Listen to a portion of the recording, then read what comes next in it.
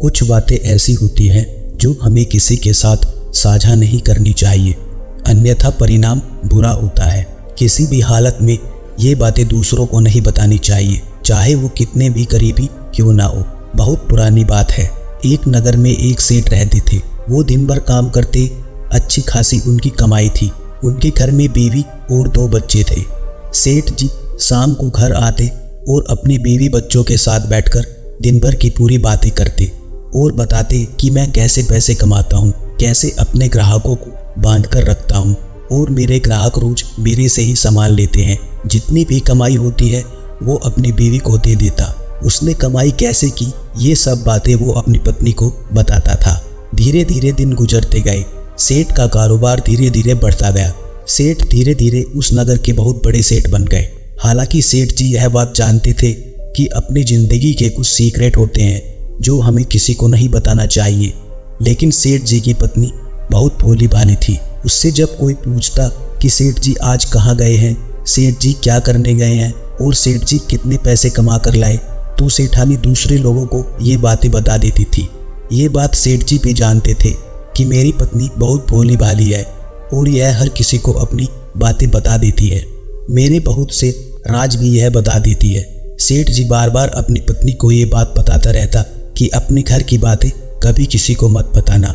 और सेठ जी कभी कभी अपनी बीवी को इस बात से डांट भी दिया करते थे, लेकिन फिर भी सेठ जी अपने सारे सीक्रेट अपनी पत्नी को बताते। सेठ जी का मानना था कि पति पत्नी के बीच कोई सीक्रेट नहीं होना चाहिए जो आगे जाकर जिंदगी में प्रॉब्लम खड़ा करे। फिर भी अपनी सारी बातें पत्नी को बता देते थे।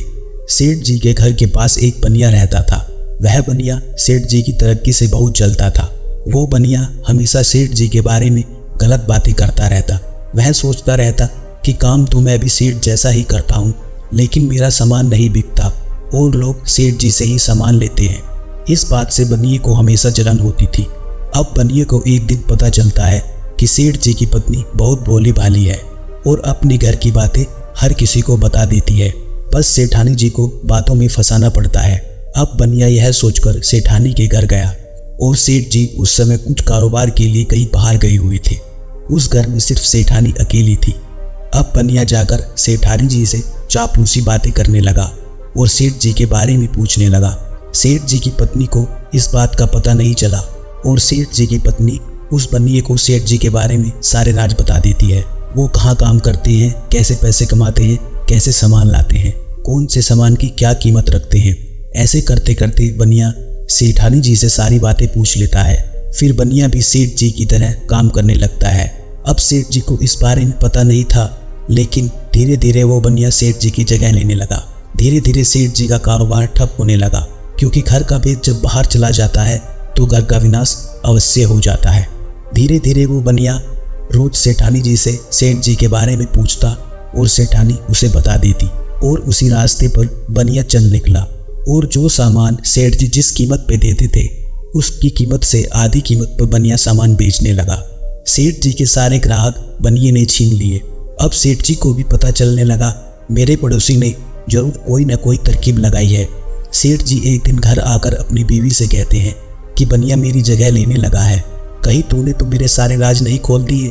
सेठ जी की पत्नी इस बात पर सच बोलती है कि मैंने सारे राज बता दिए हैं। तभी सेठ जी गुस्से से भड़क जाते हैं और अपनी पत्नी से बहुत ज़्यादा झगड़ा करते हैं कि तेरे कारण मेरा कारोबार ठप हो गया है।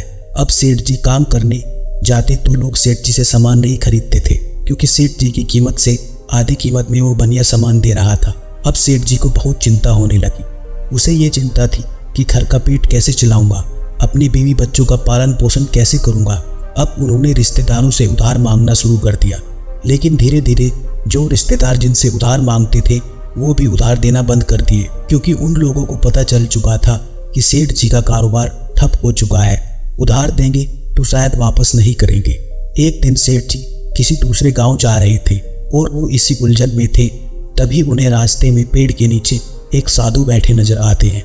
सेठ जी साधु के पास जाते हैं और सारी बातें बता देते हैं।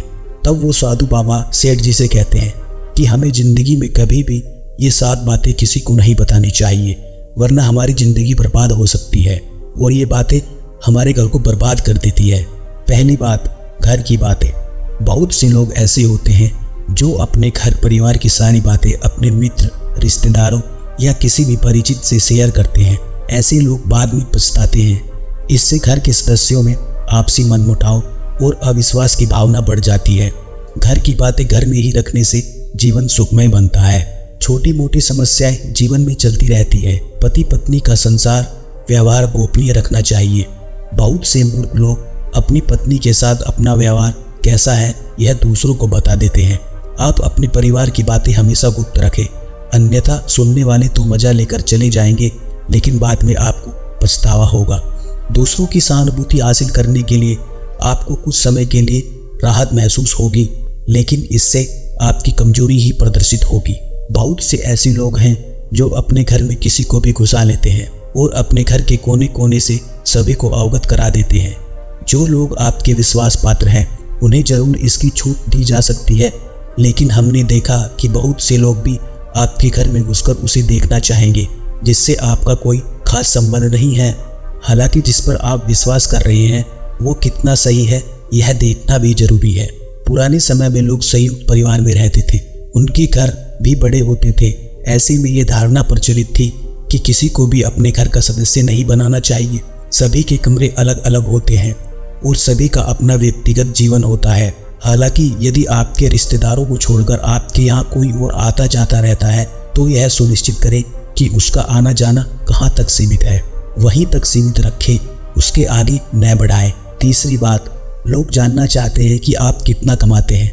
यदि आप सीधे सीधे नहीं बताएंगे तो लोग दूसरे तरीके से पूछताछ करके अनुमान लगा लेंगे, लेकिन आपको अपने धन की बातें हमेशा गोपनीय रखनी चाहिए।